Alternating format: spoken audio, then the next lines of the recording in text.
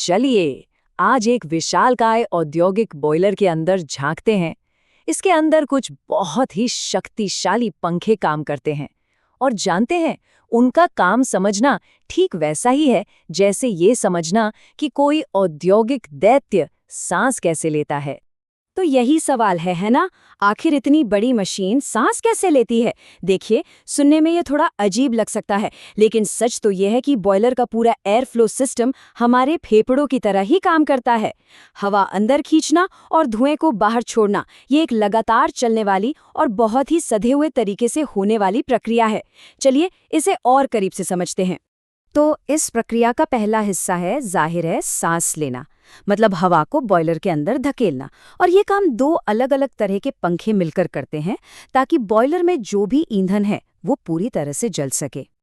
तो सबसे पहले मैदान में उतरता है प्राइमरी एयर फैन, या जैसे हम पीएफएन कहते हैं।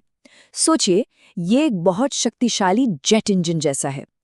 इसका बस एक ही काम है, बहुत ज्यादा दबाव के साथ हवा को सीधे ईंधन के ढेर के बीचों बीच धकेलना। इसी से दहन की यानी जलने की प्रक्रिया ठीक से शुरू हो पाती है। अब जरा इन आंकड़ों पर नजर डालिए, इनसे इसकी असली ताकत का अंदाजा होता है। देखिए, यहाँ 2 पीएफएन हैं और हर एक 60% क्षमता पर काम कर सकता है। इसका मतलब साफ है, एक हमेशा बैकअप के लिए तैयार रहता है। ये दोनों मिलकर हर घंटे लगभग 88,000 क्यूबिक मीटर हवा को अंदर धकेलते हैं, और वो भी 1480 आरपीएम की जबरदस्त रफ्तार से। ये सच में बहुत ज्यादा शक्ति है। लेकिन इन सब में सबसे हैरान करने वाला आंकड़ा ये है 1900 mmWg, यानी मिलीमीटर वाटर गेज का स्टैटिक प्रेशर। ये हवा के दबाव को मापने का एक तरीका है, और इसे आसान भाषा में समझे तो ये दबाव इतना ज्यादा है कि ये हवा को कोयले या किसी भी ईंधन की मोटी परत के आर पार आसानी से भेज सकता है। यही हाई प्रेशर कुशल दहन की असली नींव है। पीए फैन का साथ देने के लिए है सेकेंडरी एयर या एसए फैन। अगर पीए फैन आग जलाने का काम करता है तो एसए फैन ये पक्का करता है कि वो आग ठीक से और पूरी तरह जले।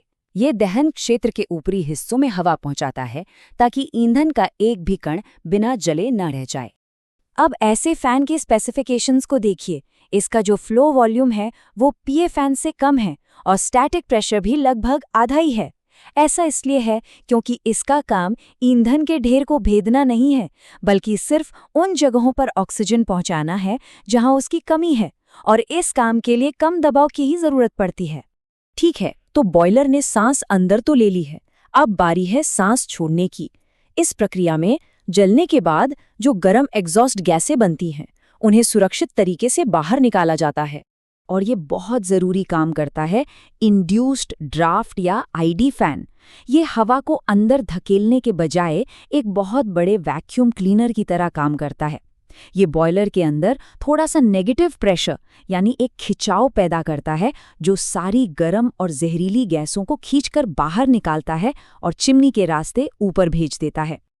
आईडी फैन के स्पेसिफिकेशंस को देखकर ही पता चलता है कि इसका काम कितना मुश्किल है।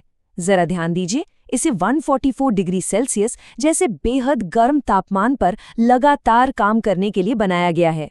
सोचिए, ये उन खौलती हुई गैसों को संभालता है जो दहन के ठीक बाद निकलती हैं।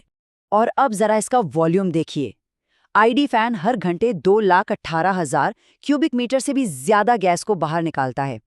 ये पीए और एसए फैन द्वारा अंदर भेजी गई कुल हवा से कहीं ज्यादा है। और ऐसा क्यों?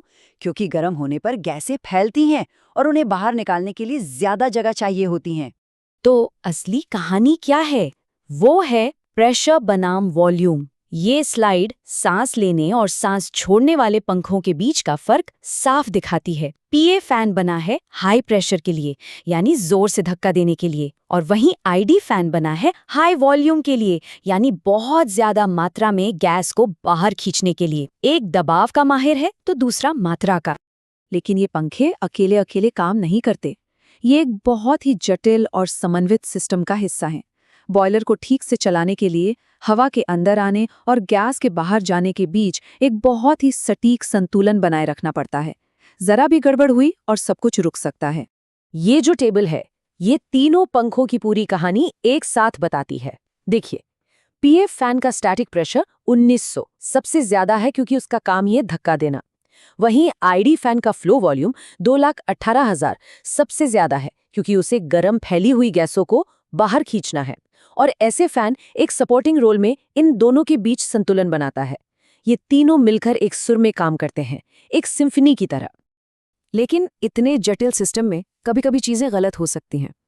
तो सवाल ये उठता है कि अगर इन जरूरी पंखों में से कोई एक अचानक काम करना बंद कर दे तो क्या होता है? खैर, इसके लिए एक पूरी आपातकालीन योजना तैयार रहती है। और ये एक बहुत ही गंभीर सवाल है, क्योंकि अगर एक भी फैन फेल हो गया तो बॉयलर के अंदर का दबाव का संतुलन तुरंत बिगड़ सकता है। इससे बॉयलर पूरी तरह से बंद हो सकता है, जिसे तकनीकी भाषा में बॉयलर ट्रिप कहते हैं। और ये एक बहुत ही महंगी और खतरनाक स्थिति हो सकती है। अच्छी बात यह है कि ऐसी स्थिति के लिए एक बहुत सख्त प्रोटोकॉल बना हुआ है। ऑपरेटर्स को तुरंत कुछ कदम उठाने होते हैं। सबसे पहले शिफ्ट इंचार्ज को बताना, फिर जो फैन फेल हुआ है उसके डैम्पर को बंद करना ताकि हवा गलत रास्ते पर न जाए, और साथ ही टरबाइन पर लोड कम करना। इसके बाद जो पंखा चल रहा है वो दबाव को स्थिर करने के लिए ज्यादा काम करता है। और ये आंकड़ा इस सिस्टम की इंजीनियरिंग की खूबसूरती को दिखाता है। सिस्टम को इस तरह से बनाया गया है कि अगर एक फैन फेल भी हो जाए तब भी ये दूसरे पंखे का इस्तेमाल करके अपनी पूरी क्षमता के 70% तक काम कर सकता है। इसी को रिडंडेंसी कहते हैं, जो ये सुनिश्चित करती है कि एक छोटी सी नाकामी की वजह से पूरा प्लांट बंद न हो जाए।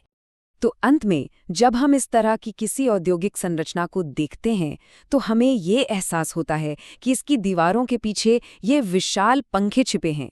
ये आधुनिक उद्योग की वो अनदेखी सांस है जो लगातार दबाव और प्रवाह का एक नाजुक नृत्य करते रहते हैं, ताकि हमारी दुनिया को लगातार शक्ति मिलती रहे। और ये हमें सोचने पर मजबूर करता है ना, कि हमारे चारों ओर और कौन सी ऐसी छिपी हुई लेकिन बेहद जरूरी प्रणालियां हैं जो चुपचाप अपना काम कर रही हैं और जिनके बिना शायद हमारी आज की दुनिया एक पल भी न चल पाए। इस पर जरूर सोचिएगा।